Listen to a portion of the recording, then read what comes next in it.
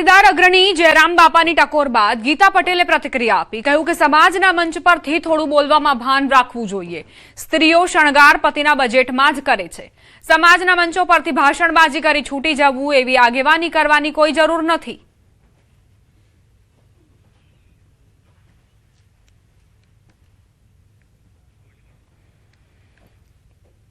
એક બાદ એક પ્રતિક્રિયાઓ પણ સામે આવી રહી છે.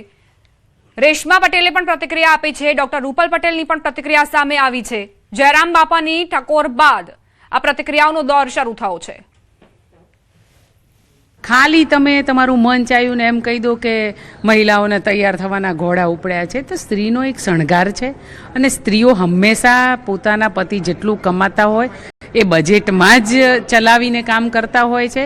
અને કદાચ સ્ત્રીઓએ થોડો શણગાર કરી પણ લીધો તો એમાં સમાજને કંઈ વાંધો પણ ના હોય. દરેક સમાજની મહિલાઓ ઉપર તમે શણગાર ઉપર કેવી રીતે ટિપ્પણી કરી શકો? શણગાર સૌંદર્ય એ તો સ્ત્રીઓનું એક ઘરેણું છે અને એવું નેચરલ પણ હોઈ શકે, એવું કંઈ જરૂરી નથી. પણ તમે ઘોડા ઉપડ્યા છે એવા શબ્દોના ઉપયોગ મહિલાઓ માટે ન કરવા જોઈએ. આપણી યથાશક્તિ પ્રમાણે તમે ફેશનને કેરી કરો છો, તમને સારું લાગે એવું કરો છો તો એમાં કોઈ વાંધો નથી હોતો. એટલે કહેવાય ને કે પાતળી એક ભેદરેખા છે શૃંગાર અને ફેશન વચ્ચેની, એ દરેક મહિલાઓએ સમજવાની જરૂર છે.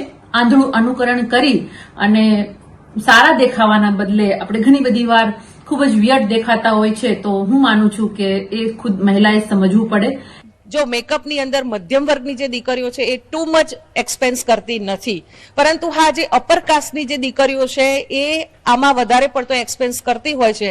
એટલે મારું એમને એ જ કહેવું છે કે તમે ઇનર બ્યુટી ઉપર ધ્યાન રાખો, બહારની સુંદરતાની જરૂર નથી. ઓટોમેટિક તમે સુંદર દેખાવાના છો.